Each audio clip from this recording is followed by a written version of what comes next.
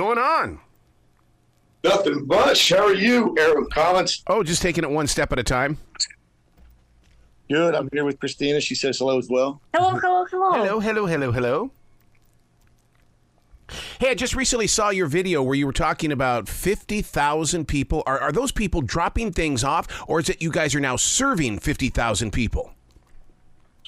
Well, there's 50,000 people in Kherson, Ukraine. That's the remaining population. Pre-war, 400,000. Wow. It's the only big city in Ukraine that's actually right on the front line, and the only big city population that was occupied by the Russians. So a totally different wartime experience. So we were asked, to come down. John and I were right after the occupation. We've been there ever since. But it's just it's just so dangerous there because it's directly on the front line that, people tend to drop stuff off.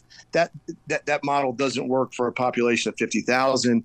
And so over time, not enough food, not enough medicine, not enough of everything that we have at the free store at the front. And that's why we created the free store at the front. But obviously we don't have the resources to serve 50,000. So that's why we're in the States trying to get those resources. There's no, we're the only foreign humanitarian organization resident there. That's shocking. But it's the case. And very, very, very few, those people really haven't gotten much assistance at all. It's just a totally different category of danger and human need. Wow. So you're in a lot of meetings. You're shaking hands and kissing babies. I mean, you are really trying to build a bridge so that there can be a lot more over there. Yes, that's exactly right. That's exactly right. And luckily people have, it's not like we just started right now. The idea has been to attract. The formula has been real simple. There really hasn't been a formula. Just do good. Yeah. Hopefully, good people in the world take notice, want to help. But over 2.5 years, that's happened, and so yeah. I mean, the reality is, Arrow. I mean, we are in the land of a plenty, as you know. So it's we got to ask of the haves to give to the have-nots, which is why we're presently here. I always thought we were in the land of the plenty, and then until I saw you guys over there, and then you come back home, and I'm going, holy crap, I think it's more than plenty. I think we've got too much over here. I have an opinion on this, Arrow, and it's one that, I have a strong opinion on that. For me, that's everybody has their view, but my view, obviously, as you can imagine, has changed a lot over the last couple of years, yeah. And the more we have, the more enslaved we are, really. I mean, our life becomes full. Doing all these things that promise us happiness, they have to be maintained and paid for, and all this stuff. And it's like this locomotive train that it becomes a runaway train. It's hard to stop, but. To be there definitely reminds you what's important. That's for sure. Wow. Things are changing so quickly around the world. I mean, Israel and Yemen yesterday, we've got a political nightmare here in this country. I can't imagine what is going on in Kherson as well as Ukraine as a whole, because, I mean, things are changing. And once again, we've talked about this. Ukraine is not on the front page of the newspaper anymore. I don't think it's in the newspaper at all anymore. I'm not seeing that much. It's not. We know how this goes, and it's a complicated situation over there, and it's complicated internally. From afar, it's all Ukraine. There's a war there. It's dangerous. That couldn't be further from the truth. The war is tucked in the east and the south. 95% of Ukrainians, those not on the front line, not among the frontline populations. The truth is, there's need in those places. There's internally displaced people, but that is a very different. They have. As Christina says, есть жизнь, другие кабальщики города, да. Да, есть. You have life there, but it's really the frontline populations that we're 2.5 years into the war. There's a lot of internal discussion about, how bad do you want it? It's one thing when it affects a very few number of people. Christina's dad just got drafted. Okay, this is a 46-year-old man who has a health condition, plucked out of the one city in Ukraine that was occupied, where the people, endured systematic terror, torture, sexual violence, where the people were just broken. While just factually, there's lots of young people in the big cities in Ukraine that are perfectly safe, perfectly far away, like Kyiv and Odessa and Lviv. And I don't have to tell you there's a really robust internal debate about, okay, we all need to pay the price, and so you have those kind of things. But yes, it's not in the international news. One of the things that listeners don't probably know, and you talked about Christina's father being drafted. The word that I found was conscription, and that Europe right now is doing this conscription, which is bringing all married men into action because they fear what could be, or they're preparing for what could be coming from Russia. Yeah, that's my understanding. I've seen that as well. I mean, it's a really alarming situation over there, and it's easier for the people in Europe, I think, to see the geopolitical reality of the threat posed by Russia. Here in the United States, historically, we've had the option, whether it's wise or not, but we've had the option of being isolationist about things. That's not the reality right now, but we still sort of entertain that illusion. But the people in Europe, right up against it, understand what's going on. Wow. Now, one of the things that you also talked about, where we talked about that we are the land of the plentiful, and that is that every one of us have a smartphone that usually probably has some sort of app on it where people can pay money. They can do that from their phone. How can they get in touch with you guys? And because they could be listening to this right now and go, oh, I'll do it when I get on the computer at home. No, they need to make that move right now to help you guys out. We would certainly appreciate that. Christina's people would certainly appreciate that. It's at www.worldaidrunners.org. Worldaidrunners.org is the easiest way, and we would love all the support. And I know Christina, I'll ask her, что вы хотите говорить, если люди могут помогать нам? Я хочу говорить, что нам необходимо это продукты, гигиена, лекарства. Также люди могут стать гуманитарным героем. She says that it would be really great if people could help. Every dollar goes to basic food, basic medicine, and basic hygiene for her people. It would be wonderful. It certainly would. You're starting to showcase videos of interviews of people who are in Kherson. Now, are they just replanting these videos, or is this something that you guys are expect to do even more of, so where we can get that face? Right. Thank you for that, Eric. So I should have thought about that earlier. There's so much to do. So these are our customers. These are Christina's people. These are the folks that come to the free store at the front, which is, just over 1 kilometer from the front. The front is the Dnieper River. It's right down the street. And, the Russians on their side just lob hundreds and hundreds and hundreds of rounds into the city. Those in the city center and on the river bank where Christina and her grandmother live, get it the worst. And there's just, not a lot of help for these people. So for 19 months, if you get not enough food, not enough medicine, not enough hygiene, not enough warmth in the wintertime, that's what her son looks like right now. And so the free store is a place where they can go to get those things, but we can only give them if we have them, which is why we need the resources. So we just ask those people to, kind of speak for themselves and so that they can, sort of show the world, who they are and it's just kind of a direct link for folks. I'm glad those are effective. Well, they're effective because it's true gratefulness. It's not the, hey, you the man, you rock kind of thing. They are truly grateful for what is happening and with you being in their lives. It's funny that you mentioned that. And by the way, Errol, I don't want to throw you off your game here. Can I ask how you're doing? I don't want to screw up your interview, but I love you, man. So many other people do. Can I ask you about your health? Well, one of the things that I've always learned is being a third-degree black belt is that it's not if you get injured, it's when you get injured. And when you do get injured, you should expect 6 to 10 weeks of recovery. And this is one of those injuries that I think is going to take 6 to maybe 12 weeks of recovery. And you do it patiently. And it's about listening to your mind, body, and soul. And it's not throwing drugs into your body. It's not going out there and saying, all right, well, I'm just going to sit around and feel sorry for myself. So that's where I've been for the past month. And I've written everything, to the whole entire journey down in the way of understanding, first of all, what it's like to not have the left arm, because it will screw with your mind when a part of your body isn't working the way that it was. And that opens up my heart to those that are in Ukraine, because how many people really don't have an arm? What are they going through? So this has opened up my eyes and what about their personal injuries? Do you see where I'm coming from? I absolutely do. I'm sitting here tapping the desk, and every time we have these conversations, I feel like you're prophetic. Absolutely, it is the well, I think it was Socrates that said that we can only obtain wisdom through suffering. Yeah. And a lot of other people have said that over the ages, and I think that that's yes, it's the process of experiencing that. I mean, there's a purpose to that suffering. You need to, but I can relate to that a lot. And if it is, I guess, in suffering ourselves that we become aware of the suffering of others that we otherwise might not. And in that way, it has purpose and meaning. And I that makes sense to me. I don't want you to suffer, my friend. I want you to get better.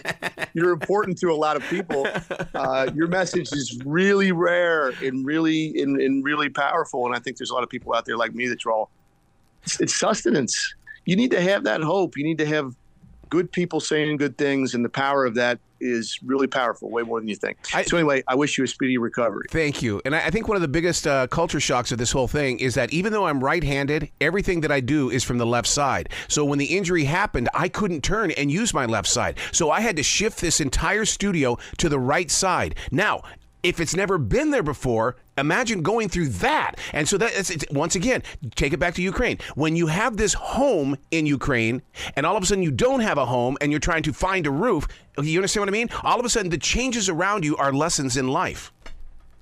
Absolutely.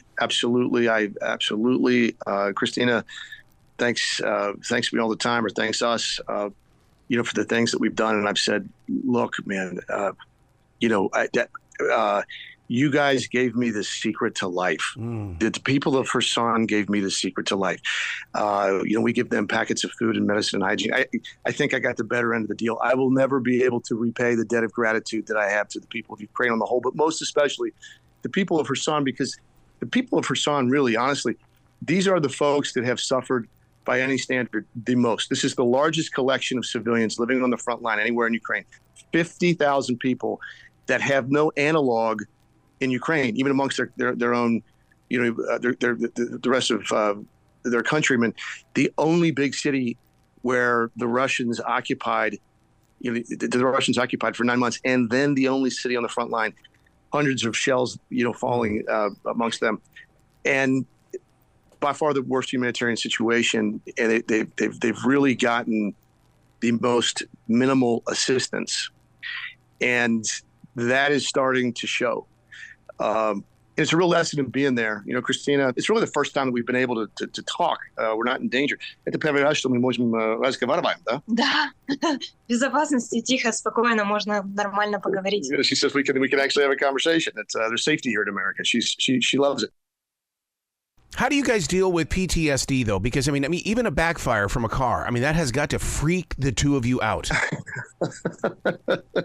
It's funny you say that. So the shelling, we are very jumpy at lawnmowers and bees. Wow. Because the drones are the most terrifying thing ever.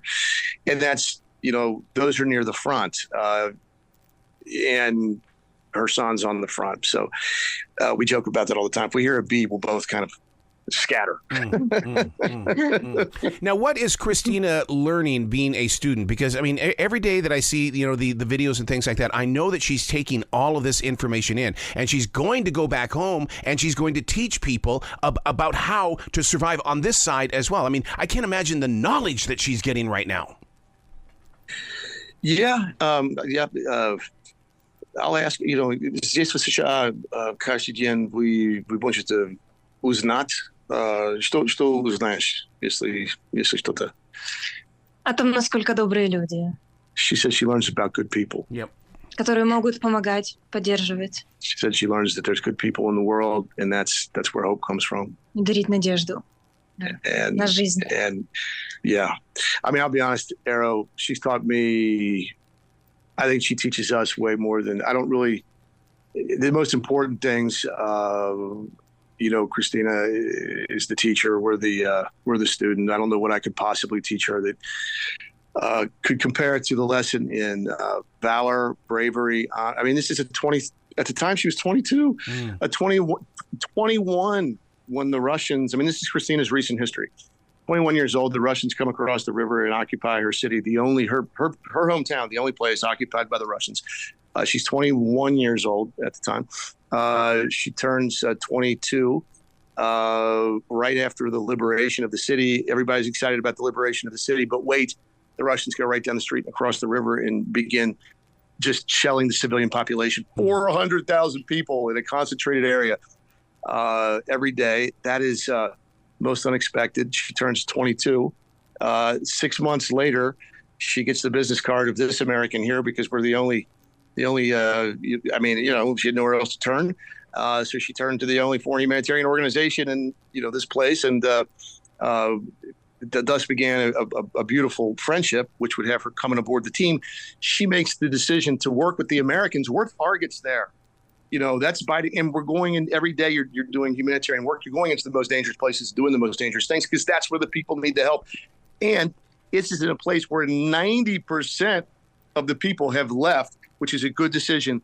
But Christina decided at age 23, no, she's not going to go. She's going to stay there and help her people. She's going to sign up to work with the people and make herself a target every single day, because even if you're not a target, when you're working with them, I have no words for that in terms of respect, admiration, and those there feel the same way. So we all kind of like ask her for knowledge. It's typically not flowing the other way. Yeah. One of the things that your video also shows is for Americans to learn appreciation, because when you share food, or when you share the first party that she goes to, or you go to a restaurant and you're trying things for the first time, or even better, when you guys went to the fireworks display, a lot of people just think, oh, it's just the 4th of July. But what we saw through her eyes and your guys' experience as a family, it was like, wow, we're supposed to love this. We're supposed to appreciate what is going on here, man. And it really does open your eyes toward that. I hope so, Arrow. I hope so. I'm just I'm as flawed as they come, and I'm just it is still getting my head around the fact that I'm in the position that I'm in, but I know that it comes with a moral obligation to do all I can to sort of to try and make that visible, to share with others the lesson that I've learned also very, very poignantly, which is that look at all that we have. Shame on me, for taking it all for granted. I tell Christina, I'm so grateful for the people of Kherson giving me the secret to life, but I can't have a bad day. Yeah. Arrow, what's a bad day when I'm here? I know what a bad day looks like, and so I hope that I'm able to give other folks a lens into that insight, because it really is true. The freedom that we have, that so many people paid for. Yeah. I hope so. Yeah. Wow. What are you learning? If we're going to ask about Christina learning things, what are you learning? Learning gratitude. Yep. I'm learning gratitude. I'm learning the meaning of life. I'm learning that, especially here in the land of aplenty, it's ironic we have so much that life has a way of just leading to way. We do what's next. We don't necessarily think about what we want to do. We don't think about the most important things. What does life have meaning to you? I don't know that, what do you're here. We're all, to dust, we will go again. We're all here for a period of time. Mm-hmm. And, the threshold question for me is, do you want your life? What does your life mean to you, if anything? And if it doesn't mean anything, then that's fine. And I don't think there's a wrong answer to that question, but I think it's a question that everybody really needs to answer. And then to really just be given the gift kind of midway through my life to have that insight, to answer that question and to very intentionally shape a life that reflects what I want it to be, what I want my life to mean, and not to be, at the end of my life, realizing on my deathbed that it did have meaning, and whatever it meant, it's too late for me to do anything about it. I want to shape my life to reflect my values, my belief. I want to leave the world a better place. I want to do good. So, what do you want to do with your life? And I think most of us want to do consequential things. Yeah. And that's what I'm learning. That's what I've learned, and I'm deeply grateful for those lessons. Wow. What's that website one more time so we can guide people there? worldaidrunners.org. Worldaidrunners.org. We would appreciate all of the support. It goes 100% to the free store at the front. This is where Christina's people can come to get basic medicine, basic food, basic hygiene products, and basic warmth. They come in. If we have it and they need it, they take it. It's really simple. 100%. We would love people's support. Thank you so much. Well, man, you got to come back to this show. You know that door's always open, dude. Love you, man. Love being on your show. Always feel better. And thank you for all you do. And we wish you a speedy recovery. Thank you, sir. I'll keep you up to date on that. Please do. Please do, Arrow. Thank you. The two of you, be brilliant, okay? All right. Slava Ukraini. Героям слава!